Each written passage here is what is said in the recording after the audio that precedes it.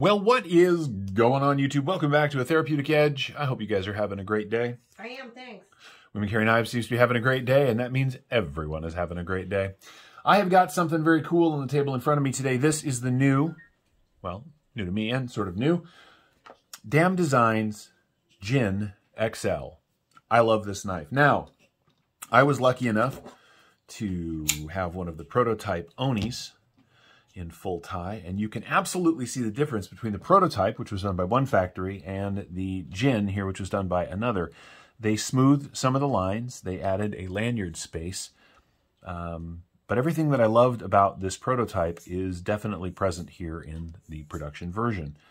Logo's the same. There are some obvious differences. One, the production version is all stonewashed as opposed to plain straight tie, which I think is a nice addition. And he decided to go with this sort of purple, almost pink ano on the tie clip and on the pivot and on the one screw that holds this in place. It's a really nice touch.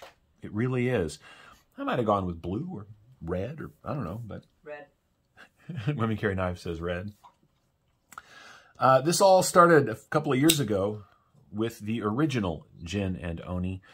This sort of 50% fidget toy, 50% totally functional knife. I love this design, and it's scaled up really well, right? The original proto was a little closer to the original design, as you can see, but this is really good. I got in on the pre-order for these, and I'm glad that I did. I'm probably going to strip this ano color off just because I would prefer it to be straight tie, but that's just me. As for the rest of it, it is a very slicey, very well done knife. I very much enjoy the way this thing feels in hand. It is very comfortable. The action is very good. You can spidey flick it. And you can top flip it. Now it does have this mohawk, which makes the top flip both obvious and very easy to do. I really like Adrian's stuff. I have all of it, actually, one of each at this point, and I'm going to keep doing that for as long as he designs knives because I love his aesthetic and I love the way he does his stuff. Let's do some size comparisons just for fun. What should we use today? Oh, just to be different. I'm just kidding. I always use this. Here's the full size Presidio 2 from Benchmade. As you can see, the Djinn XL here is considerably smaller than that. And here is the bug out, just for grins and giggles. Now, if we line these two up, you will notice that they are virtually the same length. In fact, they are the same length, but you get so much more knife in the Djinn XL. I think it's really very cool. I mean, S35VN, it has got a ton of drop. It is a really slicey design, and I really like that. Here it is against a PM2, just because some of you have a PM2, and as you can see, it is much bigger than that. Hang on just a second. I'm going to pause you. I'll be right back. I'm back. Did you miss me? I missed you. And finally, here it is against the Para 3, which is a really good size comparison. Now, thank you, dog. That's awesome. Dog has found her squeaky toy. Hey, love of my life, do you think maybe you could get that from her? You get up off the floor. Okay. Anyway, hang on just a second, guys. I know you love your squeaky boo. She sure does. All right, squeaky toy averted. Anyway, these are very similar in size.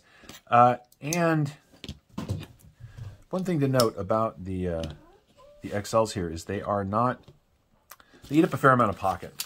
This is something Metal Complex does more than I do, but I thought it was worth doing here. As you can see, this is a very tall knife in the pocket, but it still carries very, very well.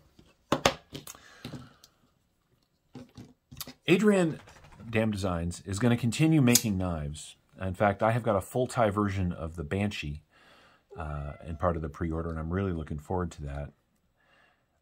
It's a great company to get on board with because the designs are all interesting and unique.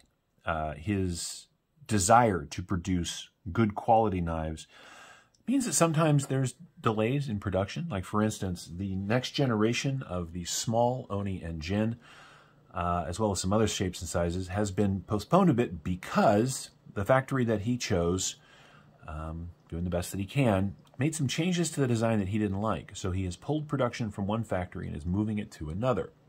So these are coming, but we're going to wait a little while to make sure that they are right. And I have no problem with that. I would much rather have a maker delay release and production and get them right than release knives that aren't quite right and then have us all complain about them.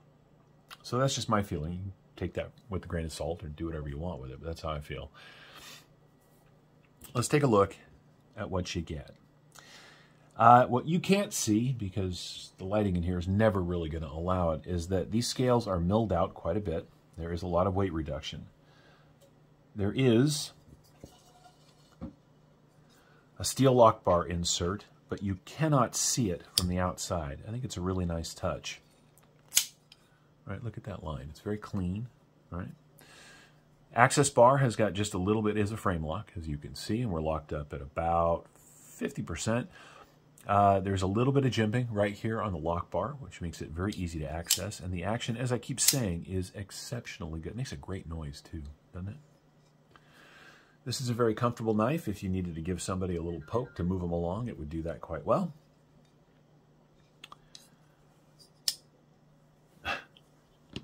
Adrian's killing it. His recent budget stuff that he released at Blade Show West has been phenomenal. This is excellent. I'm really happy for him. And for those of you that got in on the drop for these, I'm sure you're very happy as well. Stuff like this is why I love knives. There are a million of these and a million of these. There are more than a million of those. This is unique and interesting and entirely worth your time and certainly worth mine. It's been fun to watch the design process of this all the way from the beginning. I was, as I said, I got one of the protos here.